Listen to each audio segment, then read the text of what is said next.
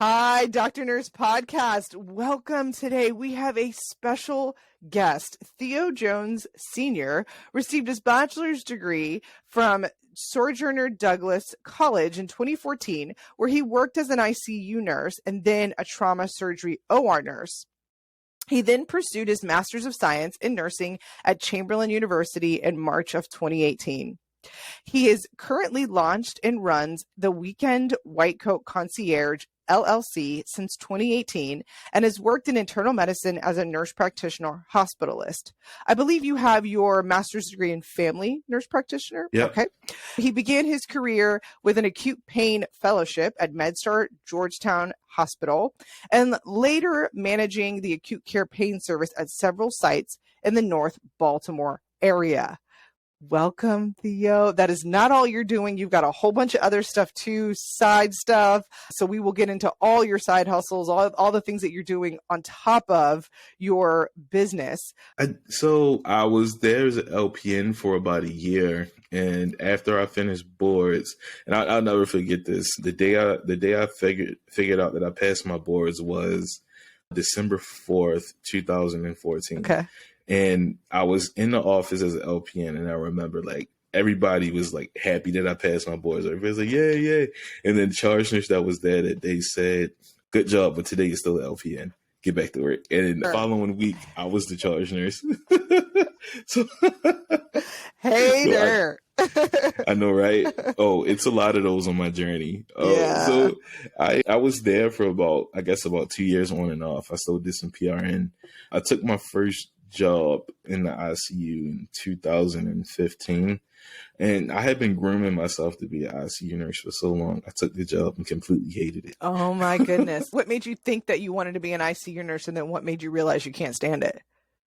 Well, I really like the science of it. It's such a forward-thinking specialty in nursing, and they're always the creme de la creme of the hospital. Yeah. It's nothing more pride-filling than having an ICU T-shirt or jacket. Yeah. Everybody knowing that you're this ICU nurse. So you wanted it for like the status, skills. like the status symbol, like in the science. Right. You like the science, but also just being like, I'm at the top. The top. It's like the American Express card of nursing, you know? That's true. So what made you realize you hate it? The personalities. Yeah. Oh my God. It is such a Mean Girls club.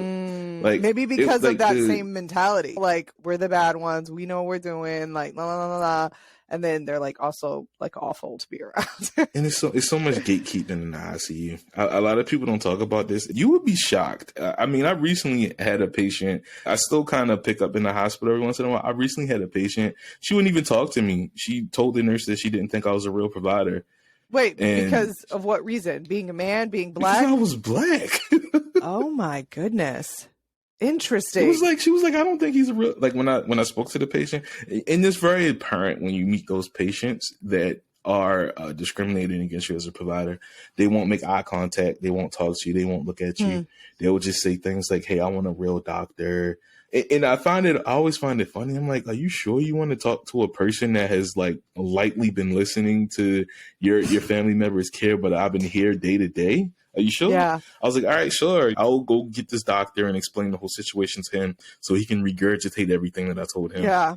So how do you overcome it? Because one of the things that I really find important for African Americans is that one of the things about our history that I think is beautiful is how we have overcome. Right. Because we've had to, right? We've had to overcome such great barriers and things that have held or have attempted to hold us back from success.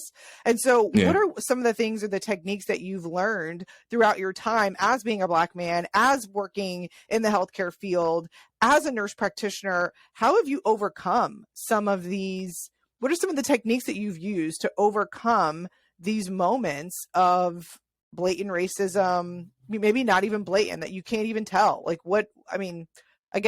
how have you overcome that? I needed the confidence of 10 men to overcome the microaggressions, the confidence of 10 men to stand in the face of someone questioning what you do for a living. I also needed to have people to support me. It's hard. It's very, very hard to find mentors in this space. And I found one really good mentor, the doctor that trained me, Dr. Michelle Martin Jones. She was like the only doctor that would take me under her wing outside of my pediatric rotation. She's like the only physician to take me under her wing on a random phone call because it was so hard to find my own preceptor. Yeah. And she's been in this so long that if I'm failing something, I'll just call her and she'll be like, hey, I've seen that before. She's was such an amazing resource. And she's a little older, so she's seen that generation where she was doubted worse than I was.